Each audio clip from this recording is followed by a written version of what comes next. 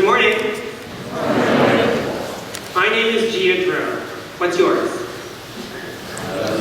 I didn't quite catch that. Can you say that again? Nice to meet you. Blah, blah, blah, blah. My name is Gia, like I said, and I am the program director at an organization called EqualityMaine. And I'm here today to talk a little bit about my identity as a transgender woman, and as a teacher, and as a coach, and a leader in the LGBTQ community. It is certainly my honor to be back here at Westminster. I taught here back in the early 90s, where I taught art, and I was the track and field coach, and the football coach as well, which I like saying, which was really great. I do want to thank a few people who made today really possible. Ms. McGrath, Mrs. Stevens, the incredible members of the school's GSA, and the John Hay Society for making me feel so welcome on my visit to Westminster. So thank you very much.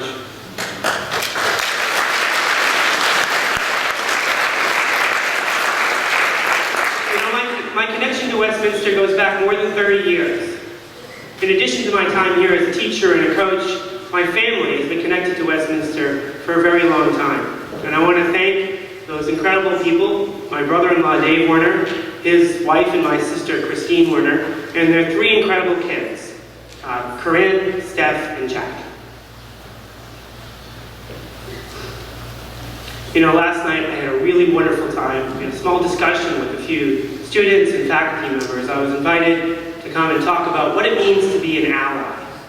And it was a really wonderful conversation, especially this time of year, especially a week after election, what it means to stand up for somebody, or stand behind, or stand with somebody. And I think we're going to talk a little bit more about what it means to be an ally in today's world. But I do want to talk about a couple other things as we move forward. You know, to be honest, I had a talk planned. You know, when Ms. McGrath and Mrs. Stevens reached out to me about a year or two ago, I was really excited about coming back to Westminster to talk about what it was like for me as a high school student and what it was like for me as a coach and a teacher to transition. But then last week, as you know, there was an election. And while I wasn't brought here to talk about the election, I would be remiss and irresponsible as a leader in the LGBT community if I didn't mention a few things and how I felt over the last 6 or 7 days, and what I've heard from the people I work with and on behalf in the state of Maine. And I know many of you have all sorts of different feelings about the election. Maybe some of you don't care. I get it. Maybe some of you are elated because your candidate won. Maybe some of you are excited that that other candidate lost. Or maybe some of you are disappointed that your candidate lost. So last Tuesday night into Wednesday morning, I sat on my couch and FaceTime with my girlfriend who lives in Boston. And over the matter of 4 or 5 hours, we kind of watched and communicated with each other about the election.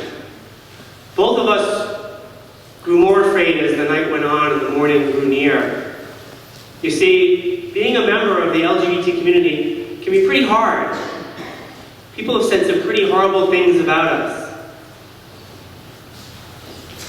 My girlfriend took it even worse. She was really afraid. You see, my girlfriend is a war refugee and came to America to live with her family. She's also a trans woman of color, and her 2 children, who are beautiful, Nathan and Cameron, are 7 and 10 years old, and they're a mixed race. And she was worried. She was worried about her future, about her kids, and their safety, and I understood that, and I felt that last Tuesday night. And then Wednesday, when the results came in, for me, I felt a little upset to my stomach and a little sick. And I started hearing, you know, messages from my committee members. Most of them I work with are students across the state of Maine. And some of them were afraid to go to school that day. They were afraid to leave the house. Afraid that bullies have been empowered by someone else, would say even more horrible things. And so, you know, I'm trying to think about how I talk about what I came to talk about with that thought in my stomach. And so I'm going to talk about some of the issues that I was asked to come, but I want you to know that I'm still feeling a little sick to my stomach. And I think last night I felt some folks who maybe felt a little sick to their stomach as well. And I think that's a really hard thing to recognize, that there are some people who feel elated, and there are some people who feel sick to their stomach. And how do we hold both of those thoughts in a community? How do we coexist? How do we talk and listen to one another? How do we move forward? And as I mentioned last night, I was listening to Barack Obama talk yesterday at a press conference, and he was talking about what this means for our country. And he talked about, I've given up on striving to be perfect. All I can hope for is that we're a little better off than the day before. And so I think that's something we can think about this morning, is how can all of us make our lives and our community's lives a little better than yesterday. So I'm going to talk a little bit more about how we can make each other's lives just a little bit better. And it doesn't take much. So what brings me here today? Why is this middle-aged transgender woman speaking at chapel at Westminster School? I was only here for a brief moment in time, 2 years. Well, it's probably because I am trans. And for those who don't know what trans is, I'll give you a quick little sort of definition. Trans means someone whose gender identity is different than the sex assigned to them at birth. So for me, I identify as a woman. But when I was born, I checked the mailbox on my birth certificate. That's about it. You know, I've known I was trans since I was a little kid. Probably 3 or 4. But I want to ask you a question. When did you realize you are the gender that you are? Think about it. You see some people thinking about it. That's good. This is the thinking pose. That's good. Really, think about it. When did you come to understand your identity? You know, last night I asked the faculty who came to my talk, ask me any question. Some of the questions I got were, when did you know you were trans? And I usually respond with, when did you know you weren't trans? You know, if I ask this question of a group of 400 transgender people, usually their hands are up in the air. I remember I was 3 years old. I remember because my mom caught me dressing in her clothing and said, don't do that again. So many of us never think about our gender. We take it for granted. But some of us who are trans or gender non-conforming or gender queer, we've been thinking about it for quite a while. You know, when I was 3 or 4, I knew I was a lot more like my sisters. My sister Christine, and my sister Ellen, and my mom. I liked to play with their friends and did what they did, but there wasn't space in the house I grew up in. I grew up in a really cool house. There were 9 of us, if you can imagine that. I had 6 brothers and sisters. We were loud, we shared rooms. We had 1 full bathroom. But being trans in that space was a little difficult. You know? I remember like stealing my sister's clothes and then putting them on underneath my boy clothes and going to school. Even under my Little League uniform from time to time. Without them knowing. I didn't know why I was doing it. I was only like 8 or 9 at the time. It just made me feel a little better about myself. But for some reason I knew I should keep it a secret. I had some shame around that. I don't know where that comes from. Maybe I got caught when I was 3 or 4 and someone said, don't do that again. I don't have a memory of that. And so I remember when I was 11 or 12 and my parents confronted me because they had found my stash of clothes under my bed. And they were confused and they brought me outside to the backyard to talk to me about it. I was so nervous. I remember they sort of questioned me and I could tell they didn't know what to say. They were like, why are you doing this? What does this mean? And I'm like, I don't know. I'm 11, 12, you know. And they're like, well, do you want to talk to someone about it? And I'm like, no way. I don't want to talk to anyone about it. And they said, how about a priest? Some of you giggles, I like that. You know, And I said I'd never do it again, ever. And I lied to my parents. I had to. I know that's probably not the best lesson in the world you wanted to hear this morning. But sometimes you have to for your own survival, for your own well-being. And while I told my parents I would never do it again, I'd never dress as a girl, 30 years later I had the same conversation with them in the same backyard and said, you know that time we talked when I was 11? I lied. And so I kept my identity a secret for most of my young life and went off to junior high and to high school.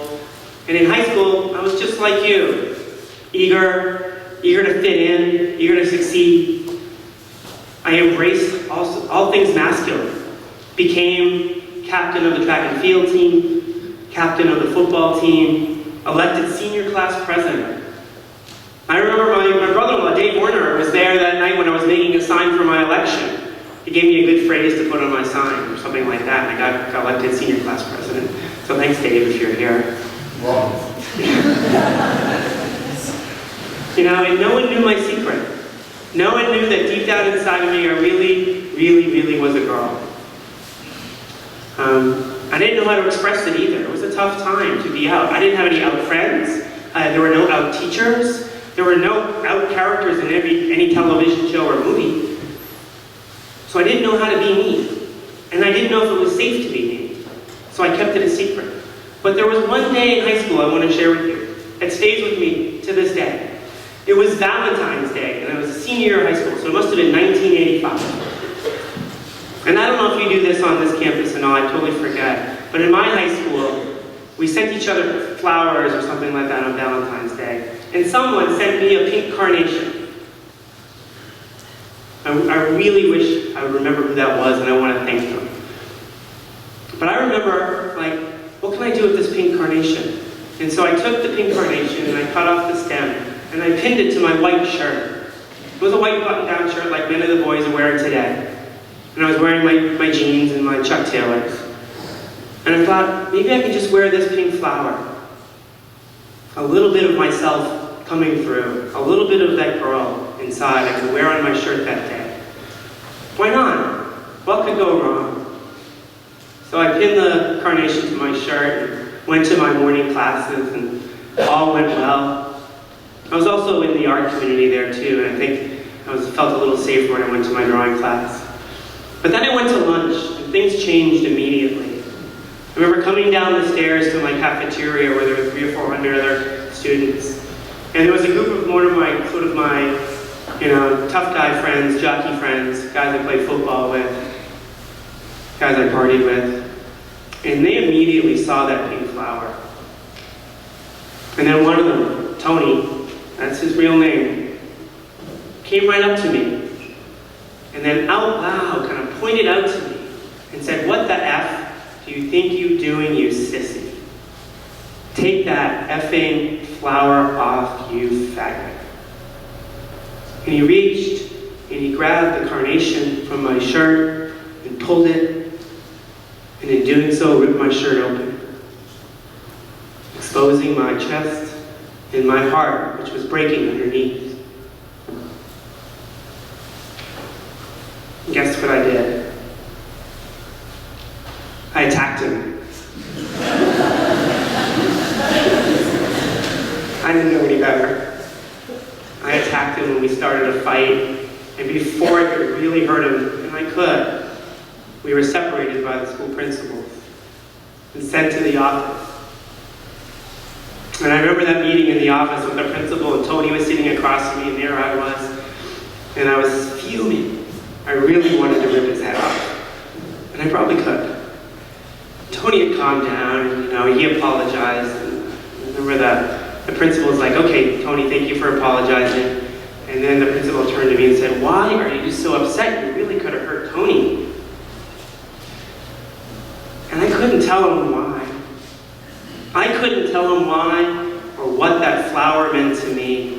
I couldn't tell him that flower represented the girl inside of me.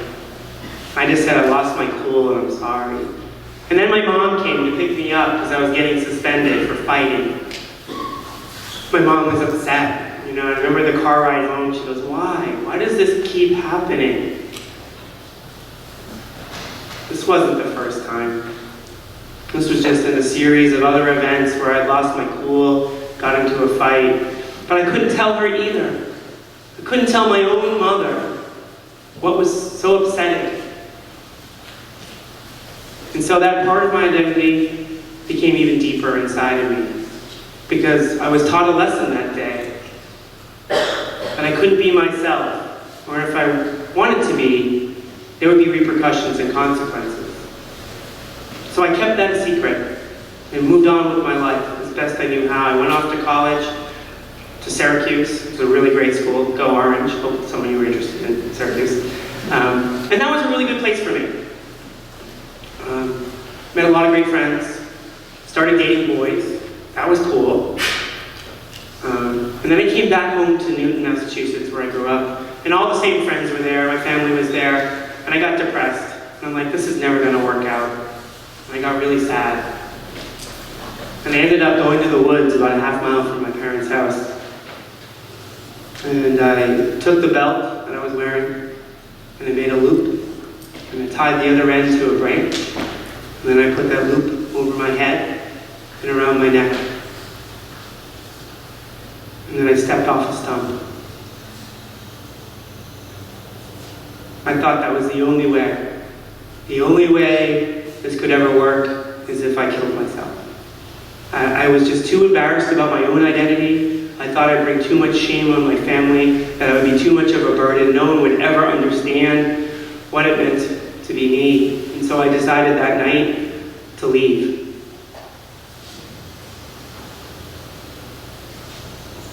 I don't know what happened. Sometime later, I woke up on the ground, lying in the leaves, shivering.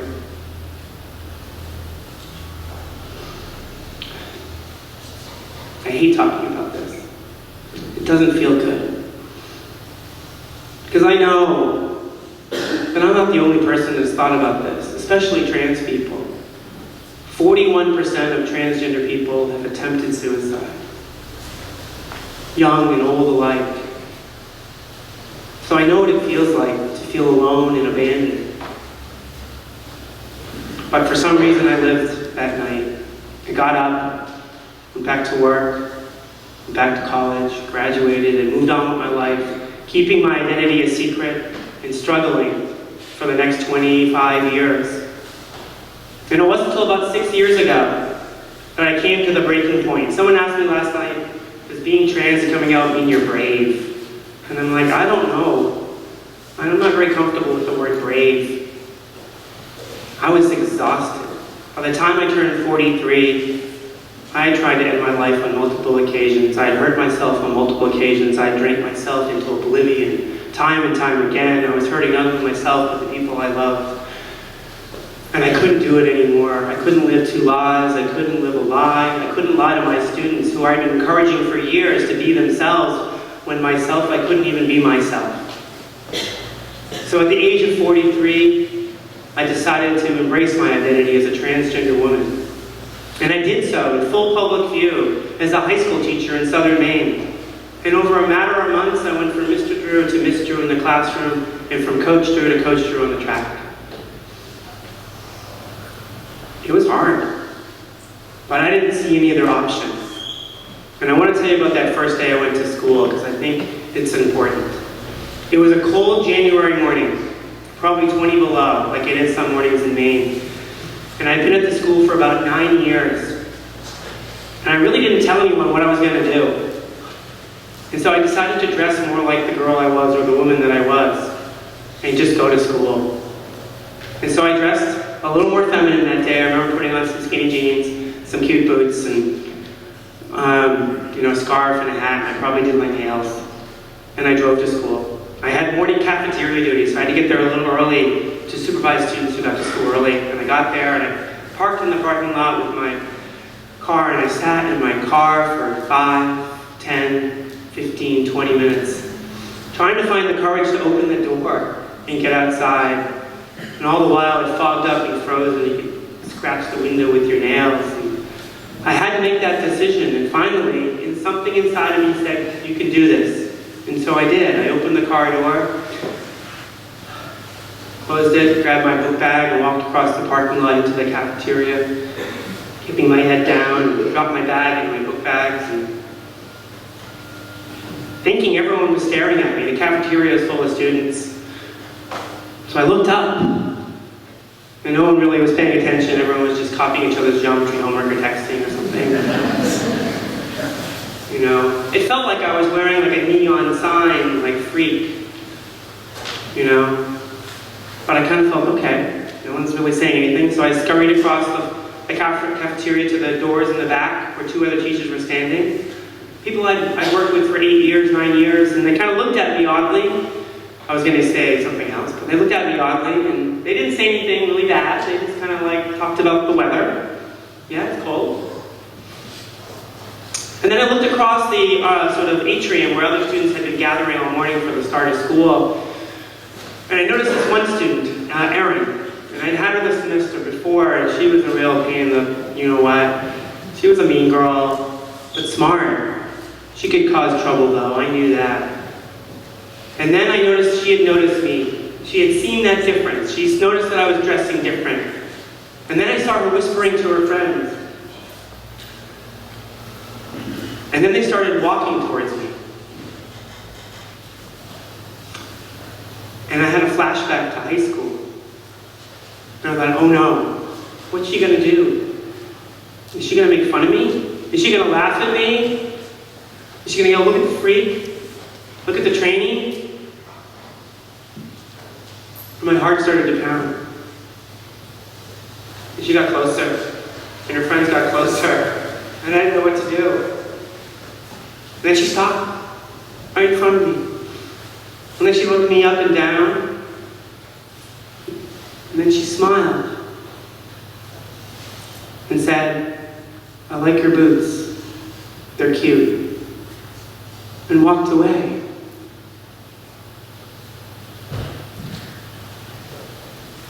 How amazing is that? On this frigid January morning, years of my fear began to melt away because of a few simple, kind words from a student. And I haven't looked back since.